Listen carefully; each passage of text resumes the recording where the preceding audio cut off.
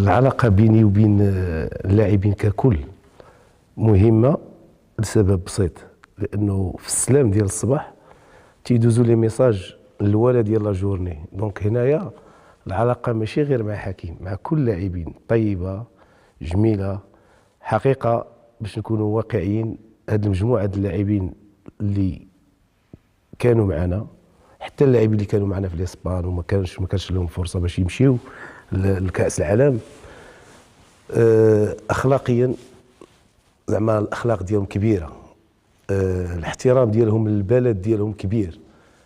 حاجه اخرى اللي استطعنا اننا نحققوها في توقيت قليل ديال العمل، هو اننا حاولنا نوحدوا الرؤيه ولا الشوفه عن طريق السي وليد الركراكي والستاف المساعد ديالو.